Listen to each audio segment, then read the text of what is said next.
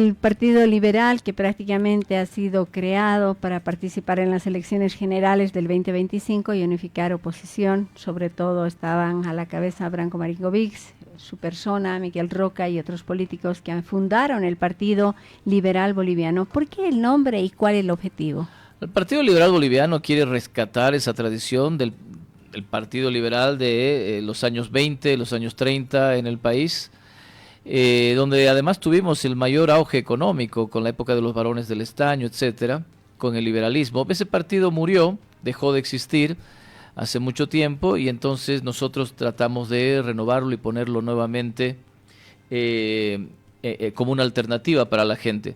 Y yo quiero aclarar algo: Branko Marinkovic y Miguel Roca no fueron miembros del Partido Liberal Boliviano, no fueron fundadores del Partido Liberal Boliviano. Lo que pasó fue que nosotros tratamos de construir una alianza con ellos para llevar estas ideas a las elecciones. Los vaivenes de las políticas son muy complicados. Branko optó por una opción de apoyar a Tuto y lo respetamos y le deseamos mucha suerte. Seguimos en conversaciones con él. Recién juntándome con él el viernes pasado en Santa Cruz. No, que el viernes pasado, el domingo pasado en Santa Cruz. Y lo voy a seguir haciendo porque converso con todos ellos, con Miguel Roca también. Así que seguimos todos en el mismo camino, Jaime Dun, tratando de llevar adelante estas ideas de la libertad y ojalá lleguemos a buen puerto. Es muy complicado, pero tenemos hasta el 19 de mayo para ver si tenemos un binomio liberal en la papeleta. Bueno, un aspecto realmente complicadísimo en el tema político. Se ve un escenario donde tenemos un abanico de precandidatos. No ha habido la alternativa de una unión como pedían los ciudadanos.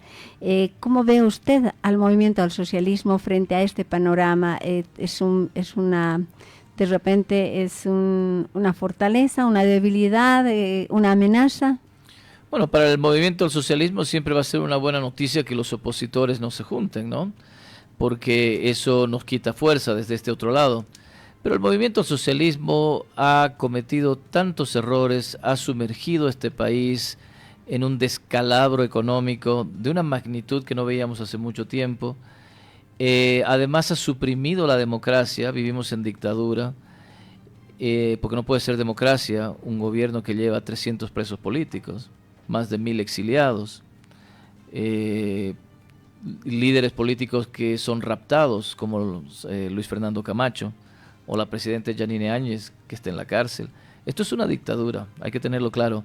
Y entonces, por más que chamboneemos desde el otro lado, desde la oposición, el MAS va a tener muy difícil convencer al electorado de que siguen siendo la opción. Con Arce, con Evo Morales, con Andrónico, el que sea, tienen un voto que los va a seguir acompañando, pero imposible que ellos vuelvan a ser la fuerza dominante que fueron, porque la gente se ha dado cuenta que es el peor mal que nos ha pasado en las últimas 4 o 5 décadas. Sin embargo, tenemos un panorama económico muy complicado para nuestro país. ¿Cuál sería la alternativa que podrían dar, digamos, desde un punto de vista del Partido Liberal Boliviano? Mira, la crisis que estamos viviendo hoy tiene un solo responsable y es el estatismo. Entonces yo siempre digo que no solamente tenemos que sacar al MAS del gobierno, tenemos que sacar al paradigma que el MAS representa, y eso es el estatismo. El problema de hoy, la crisis que vivimos hoy, la inflación, la devaluación, la falta de combustibles, tiene todo origen en el tamaño del gobierno. Déjame explicar esto en 30 segundos, la gente lo va a entender bien fácil. El gobierno gasta mucha plata. Cada año el presupuesto general del Estado representa alrededor del 80% del PIB. Eso es una barbaridad. Para que tengan una idea, en Estados Unidos eso es el 38% del PIB. En Chile es el 35% del PIB. En Paraguay el 32% del PIB. Nosotros 80% del PIB. Entonces el gobierno gasta a manos llenas. Eso significa que el gobierno genera déficits. Y llevamos 11 años consecutivos de déficit fiscal. Entonces así no hay país que aguante. Cuando tienes déficit fiscal y tienes que cubrir el agujero, lo que haces es prestarte plata. Y te prestas del Banco Central. El Banco Central emite hace emisión monetaria para cubrir esos déficits a contraparte de las reservas internacionales. Entonces, los 15.000 millones de dólares que teníamos en reservas internacionales en el 2014 se empiezan a agotar porque el Banco Central emite a contraparte de estas reservas para cubrir los déficits. Y entonces, al día de hoy, tenemos menos de 2.000 millones de dólares en reservas internacionales. Entonces, ahora, cuando el Banco Central emite, ya lo hace sin respaldo, sin dólares que respalden esa emisión inorgánica, y eso te genera la inflación. La inflación va a llegar al 20%, 25% en los próximos meses porque el gobierno sigue imprimiendo, porque el gobierno sigue gastando. Entonces, el problema, la raíz de todos los males es el problema fiscal de gasto, y eso pasa porque tenemos un Estado demasiado grande. El estatismo entonces es el responsable. ¿Qué tenemos que hacer? Movernos hacia el liberalismo, reducir el tamaño del Estado, eliminar las empresas públicas, reducir la burocracia, abrir los controles de precio, eliminar los cupos a la exportación, etcétera, y así generar economía de nuevo. Doctor Saravia, esto va en contraposición de una determinación última que la habría tenido el actual presidente de un incremento salarial. Así es. El incremento salarial es una barbaridad, es una sinvergüenzura. Hay que decir estas cosas como son. Es una sinvergüenzura porque lo único que hace es encarecer al trabajador, lo hace más caro y por lo tanto los empresarios contratan menos. Eso significa que vamos a incrementar el tamaño de la informalidad de nuestro país, que ya es del 80%. ¿Por qué? Porque una empresa que tenía 20 trabajadores, ahora le suben el salario mínimo, va a decir, bueno, me quedo con 15, ya no puedo pagar los 20. Entonces 5 pasan a la informalidad. El reclamo, sin embargo, está mal hecho desde el lado de los empresarios, porque los empresarios se quejan y dicen, el gobierno no nos llamó, tenía que habernos sentado en la mesa nosotros los empresarios, esto tendría que haber sido una conversación tripartita, gobierno, trabajadores y empresarios, ¿no es cierto? Ese no es el buen reclamo. El reclamo tendría que haber sido, aquí el que no se tiene que sentar en la mesa es el gobierno. ¿Qué me tiene que venir a decir a mí un político cuánto puedo pagar yo por un trabajador? ¿Qué me tiene que decir un político al trabajador? ¿A cuánto tengo que aceptar un trabajo? Ya decidiré yo si me conviene o no me conviene, si lo acepto o no lo acepto. ¿Qué se tiene que meter el político? Entonces el reclamo aquí de los empresarios tendría que haber sido desde un punto de vista moral, no solo económico. Es una inmoralidad que venga el gobierno a decirme cuánto tengo que pagar a los trabajadores y por lo tanto rechazo este incremento. No me inviten a la mesa porque yo no me voy a sentar en una mesa donde hay una persona, los políticos, el gobierno, que tengan la potestad de decidir esto. Yo rechazo esa imposición. Esa tendría que haber sido la respuesta valiente de los empresarios. Sin embargo, esto se ha venido dando de hace años, ¿no? Y bueno, ¿y por qué? Porque los empresarios siguen agachando la cabeza. Aquí no se agacha la cabeza nunca más, ni un minuto más. Y se le dice a estos caballeritos del gobierno que ellos son los inmorales que vienen a imponer sus cosas en una dictadura y que no nos vamos a sentar a la mesa con ellos. Bueno, frente a unas determinaciones que da el Estado, le guste o no le guste al sector empresarial, industrial, a los pequeños o medianos empresarios, se tiene que cumplir. Las normas se las cumplen, algunas en Bolivia. Se cumplen las normas, pero nosotros tenemos derecho al reclamo y a decir lo que pensamos y a no sentarnos donde no queremos sentarnos.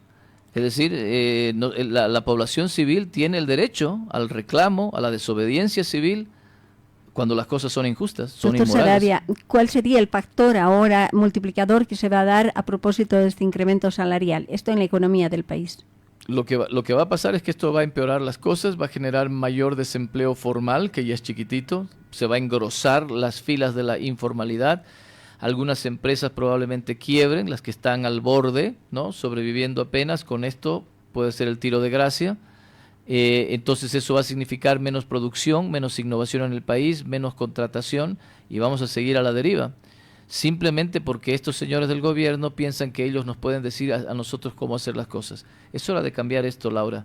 Tenemos que movernos decididamente hacia el liberalismo, a dejar no solo que el MAS deje de, o sea, echar a la casa al MAS, sino echar el paradigma que ellos representan. Así que ojalá tenemos una esperanza en las elecciones del 2025. ¿Será la solución? Pues no veo otra, ¿no? Las soluciones en la sociedad vienen siempre desde el proceso político. Entonces, si no tenemos un programa liberal, si seguimos con los mismos de siempre, si seguimos con los Tutos, con los Samueles, con los Mesas, que son los mismos, es decir, plantean la misma solución, son solamente estatismo de buenos modales. Yo no sé si has tenido acá sentado a Samuel Doria Medina o a Tuto Quiroga, y no sé si les has preguntado qué van a hacer con las empresas estatales. La respuesta de ellos es: vamos a eliminar las deficitarias, pero vamos a mantener las estratégicas, que llaman ellos. Las estratégicas son las peores. O YPFB es una buena empresa, me va a decir alguien. El nido de corrupción, ineficiencia que eso es. Un programa liberal elimina todas las empresas públicas o las privatiza las que se puede y se acabó. El gobierno no tiene por qué producir nada. Pregúntenle a esos señores, a los Tutos, a los Samueles, ¿qué van a hacer con educación y salud? Ah, con nosotros sí va a funcionar, porque nosotros vamos a hacer que las cosas marchen bien. ¿En serio? Dígame un periodo en la historia nacional en que la educación pública fue buena y la salud pública fueron buenas. Uno solo. Pero si Tuto ha sido presidente ya, si hemos pasado ya por esos funcionales de siempre, y la educación y la salud nunca han funcionado. Un programa liberal te dice clarito y sin pelos en la lengua: la educación debe ser privatizada, la salud debe ser privatizada porque el gobierno nunca lo hace bien, y debemos subsidiar la demanda con un sistema de vouchers. ¿Te fijas la diferencia? ¿Te fijas cómo nosotros sí queremos eliminar el paradigma? No solo sacar al MAS, sino sacar al paradigma que ellos representan. Los opositores funcionales de siempre quieren seguir haciendo lo mismo. Bueno, definitivamente alternativas de solución para encontrar una salida a la economía del país, porque de seguir como estamos y una oposición totalmente desfragmentada, ¿qué le espera a Bolivia? Pero para salir de esto, para salir de verdad, hay que tener el coraje de decir las cosas como son. Hay que tener la valentía de decir: esto no funciona y hay que cambiarlo. Tenemos 500.000 empleados públicos, hay que reducirlos a 400.000 y ojalá más. Tenemos empresas estatales, hay que eliminarlas todas. Es decir, hay que tener la valentía de movernos hacia un programa liberal, eliminar los controles de precio, eliminar los cupos a la exportación, eliminar la función económica social, proteger la propiedad privada. Pero estos caballeritos, los del MAS y los señores de la oposición funcional, nunca te lo van a decir, porque ellos quieren seguir con el mismo sistema, simplemente que ellos creen que son los buenos muchachos. Entonces ellos no van a robar, ellos no van a tener presos políticos, pero el sistema económico va a seguir siendo el mismo. Entonces, si tenemos que queremos cambiar de verdad y que nuestros chicos no se vayan del país, si no queremos seguir siendo la Cenicienta, vos sabes que en algún momento nosotros teníamos el PIB per cápita más grande que el de Paraguay, más o menos parecido al de Perú y al de Chile. Y hoy día vemos a esos tres países hacia arriba, ¿no es cierto? Seguimos nosotros en el fondo. Entonces ya estamos cansados de seguir perdiendo, ser la eterna Cenicienta. Si seguimos con lo mismo no vamos a salir de ahí. Hay que tener la valentía y el coraje de ofrecerle al país una alternativa realmente distinta, y ese es el liberalismo. Doctor Saravia, ¿el Partido Liberal Boliviano se presenta a las elecciones? Sí, nos vamos a presentar a las elecciones juntos o en alianza o apoyando, pero vamos a estar ahí porque no podemos dejar estas ideas fuera. El país ya las viene entendiendo, se viene generando un punto focal en torno a estas ideas, y me parece que nuestra participación es importante. ¿Cuándo se va a conocer particularmente qué alianzas tienen, cómo van? Tenemos hasta el 19 de mayo para la presentación de binomios, así que como te imaginarás son días muy, muy complicados, de mucho trabajo y negociación, pero lo hacemos con el mayor entusiasmo y la mayor fe de que se pueda llegar a las elecciones con esta alternativa.